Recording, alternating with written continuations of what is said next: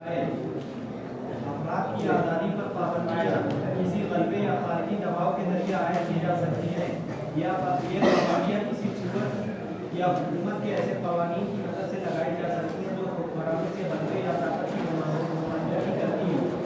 اس قسم کی پابندیوں کی بہترین مثال وہ نوآبادیاتی حکمراں ہیں جنہوں نے اپنی رعایا پر اس قسم کی پابندیاں عائد کی، یا پھر جنوبی افریقہ کی رنگ و نسل کی بنیاد پر قائم حکومتی نظام ہے جس نے اپنے ہی ملک میں لوگوں کو نسلی امتیازات کے بنا پر اپنا غلام بنانے کے لیے اس قسم کی پابندیاں عائد کی۔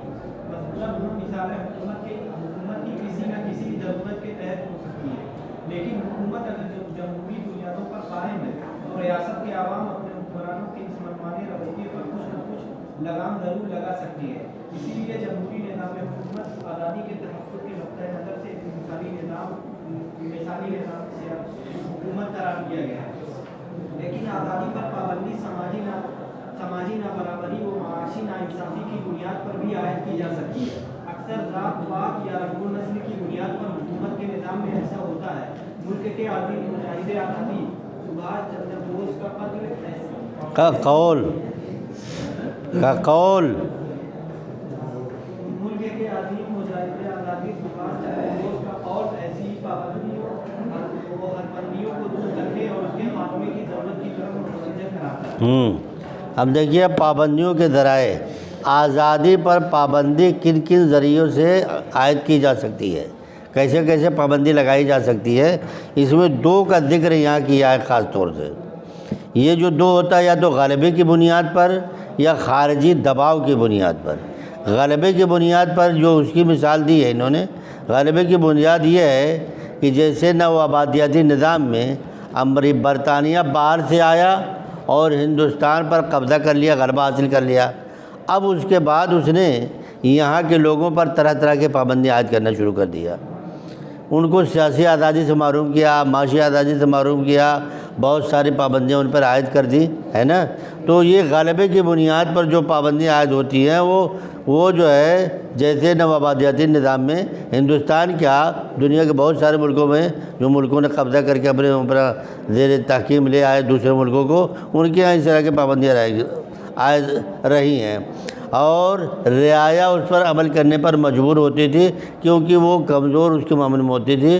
اور ہندوستان پر تو آپ دیکھیے کہ تقریباً 200 سال تک، یعنی 1857 سے 1957 تک تو مکمل پورے ہندوستان پر انگریزوں کی حکومت رہی، 1857 سے 1947 تک۔ لیکن اس سے پہلے انگریز آئے تھے اور دھیرے دھیرے مختلف علاقوں پر ان کی حکومت رہی، اور جن علاقوں پر حکومت رہتی تھی وہ غلبے کی بنیاد پر آزادی سے لوگوں کو محروم اسی طرح رکھا۔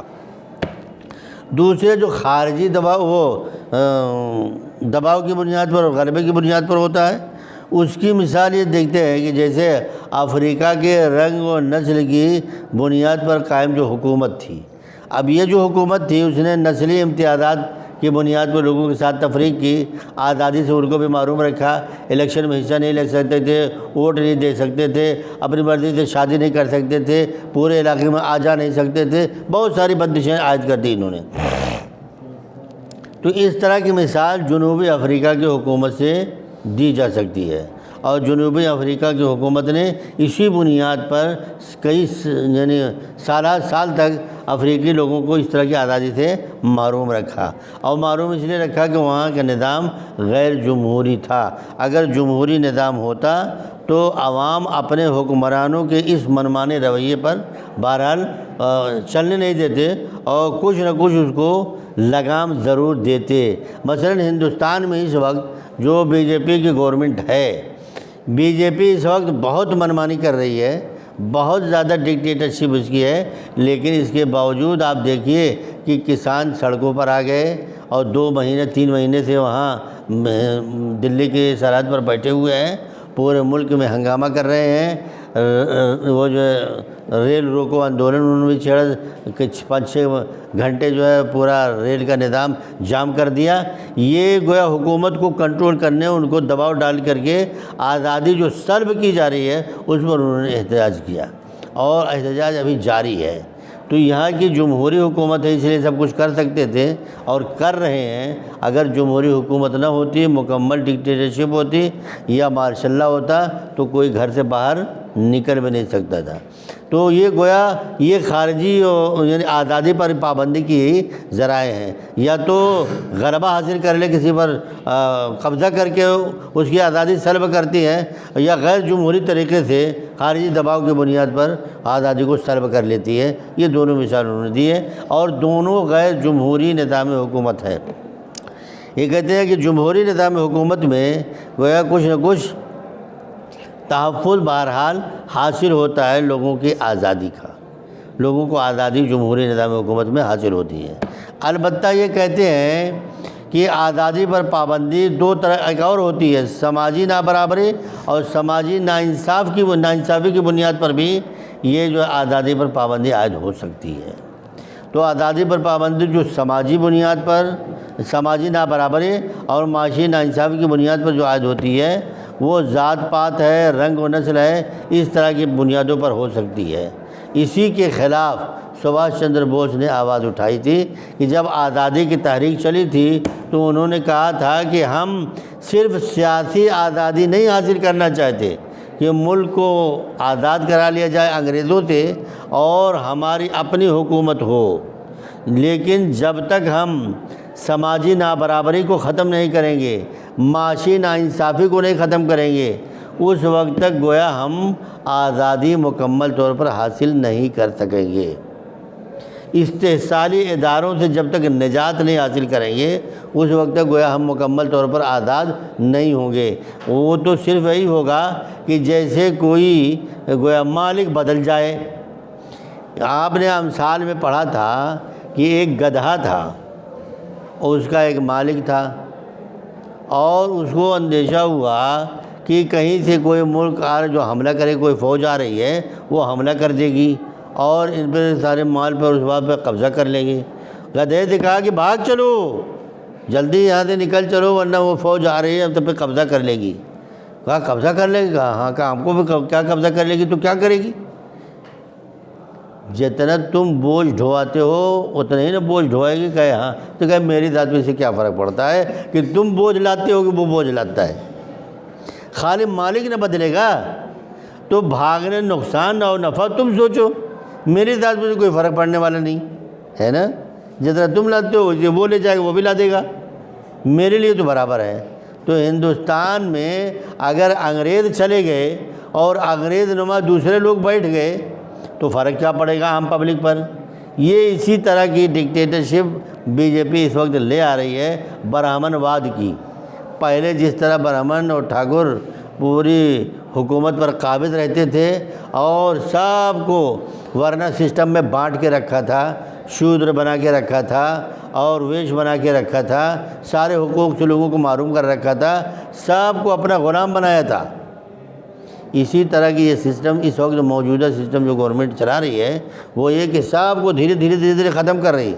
مسلمانوں پہ اٹیک کیا سی اے لے آگے، اور پھر آپ دیکھیے کہ نوٹ بندی کی، پھر اس کے بعد جو ہے وہ لے آئے آپ کے جی ایس ٹی، وہ ٹیکس، پھر اس کے بعد دیکھیے کسانوں کا جو سب سے بڑا مسئلہ تھا کہ 70% جو ہے یہاں کسان رہتے ہیں اور ان کی زمین کو چھیننے کے لیے ایک ضابطہ و قانون بنا لیا۔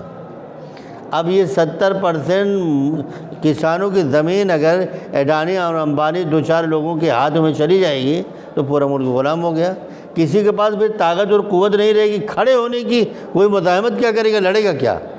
ابھی کسان اتنے دنوں تک مزاحمت کر رہے ہیں، لڑ رہے ہیں، سرحد پہ بیٹھے مقابلہ کر رہے ہیں، مطالبہ کر رہے ہیں اپنے حق کا کہ یہ جو 3 جو قانون لے آئے ہو کالا قانون، اس کو واپس کرو اور ایم ایس پی کم سے کم متعین کرو، ہماری پیداوار کا منیمم کم سے کم جو سپورٹ ہے وہ ملنا چاہیے، کم سے کم یہ کہ جو ہم پیدا کرتے ہیں جتنا خرچہ کرتے ہیں اتنا نکلے اور اس سے کچھ ہم کو فائدہ بھی ہو، اتنا ریٹ تو متعین کرو۔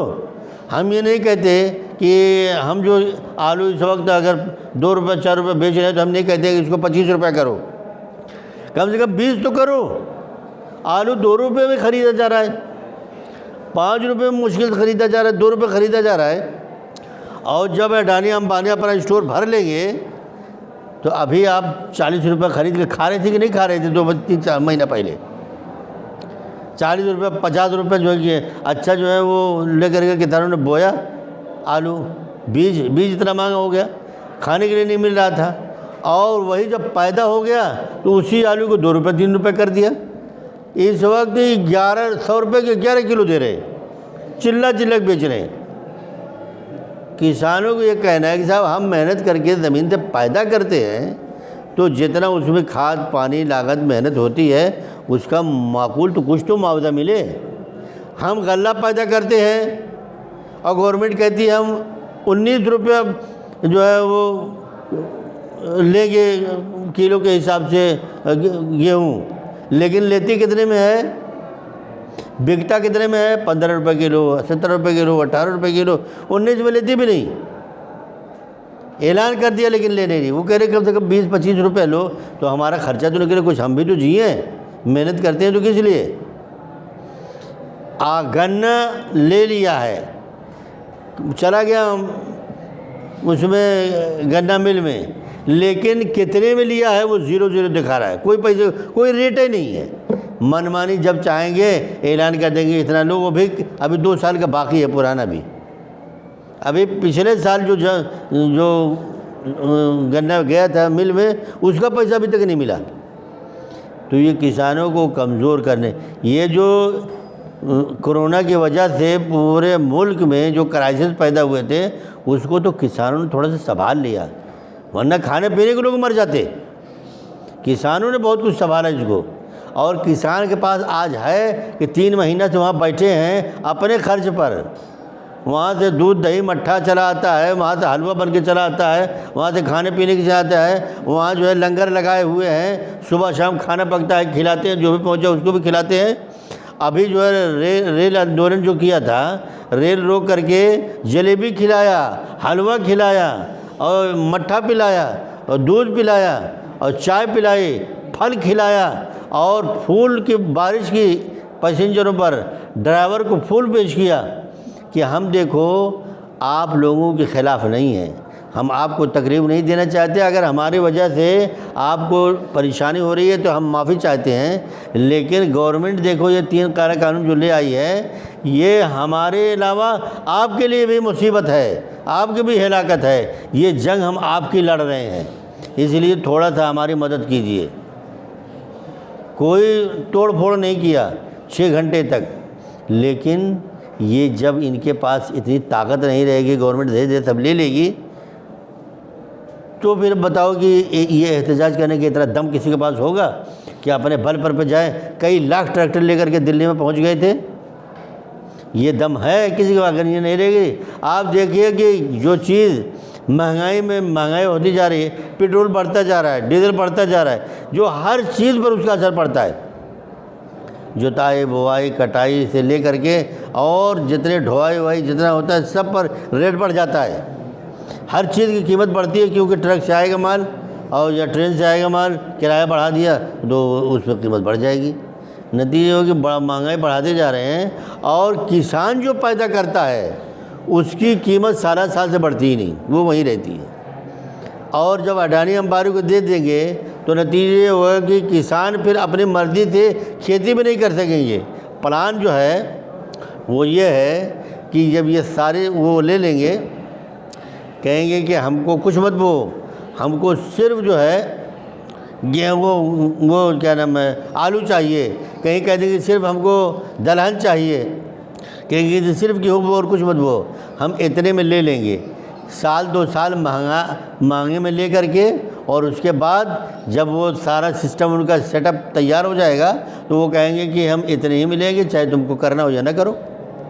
جب سب کچھ ان کے کنٹرول میں آ جائے گا تو وہ کہیں گے کہ ہر حال میں ہم آلو 2 روپے کلو لیں گے، تم چاہے پیدا کرو یا نہ کرو۔ اب بتاؤ کہ کوئی کہاں لے جائے گا آلو؟ پھر وہ تو دیا 50 بیگھہ، لے کہاں جائے گا؟ کسان اگر 2 کلو آلو، وہ آلو ڈھو کر کے پھر 100 کلومیٹر دور لے جائے بیچنے کے لیے، تو اس کا کرایہ، اس کا وہ ذریعہ سب جو ہے وہ اور بڑھے گا، اور وہاں یہی لوگ بیٹھے ہوں گے منڈی میں کہ ہم اس سے زیادہ نہیں لیں گے، تب بتاؤ کیا کرے گا؟ ابھی 1-2 سال پہلے اسمبلی ودھان سبھا کے سامنے لوگوں نے کئی ٹن لے جا کر کے آلو پھینک دیا روڈ پر، اور کتنے لوگوں کا آلو کولڈ اسٹوریج میں تھا، نکالا ہی نہیں کہ جائیں گے نکالنے، ڈھو کے لے آئیں گے، اس سے کم قیمت میں ہمارا نقصان ہی جائے گا، اتنا کم اس کی قیمت ہے، کیا کریں گے نکال کے؟ بلاخر کولڈ اسٹور والوں نے نکال کے پھینکا اور دوسرا لے کر کے رکھا ہوگا۔ تو کسان جو پیدا کرتا ہے اس کی کوئی قیمت نہیں، اور معمولی قیمت پہ خرید کے اس کے بعد اتنی سی پیکنگ کر کے ایک آلو میں اتنی سی چپس تیار کر کے 5 روپیہ، یعنی ایک آلو 5 روپیہ، اور یہاں 5 روپے کلو لینے کے لیے تیار نہیں۔ آپ بتائیے کہ آٹا بک رہا ہے کتنے میں؟ آٹا بک رہا ہے 25 روپے کلو، 30 روپے کلو، لیکن گیہوں بک رہا ہے کتنا میں؟ 15 روپے کلو۔ کتنا فرق ہو گیا بھائی؟ کہاں ہے اتنا فرق؟ وہی جو ہے ہمارے یہ کیا نام ہے ان کا 40 روپے کلو بکتا ہے، 1.25 آنکھ والے، کیا نام ہے؟ بابا رام دیو۔ بابا رام دیو کی پیکنگ میں 40 روپے کلو آلو بکتا، وہ آٹا بکتا ہے۔ اب بتائیں 15 روپے کلو گیہوں 15 روپے لے کر کے 40 روپے آٹا بیچ رہے ہیں۔ یہ ساری چیزیں جو ہیں یہ قوم کو، کسانوں کو تباہ کرنے والی ہیں۔ تو دیکھیے سماجی نابرابری، آخری بات یہ ہے کہ سماجی نابرابری اور معاشی نابرابری، یہ جب تک اس کو ختم نہیں کیا جائے گا تب تک آزادی بامعنی نہیں ہوگی۔ چلیے۔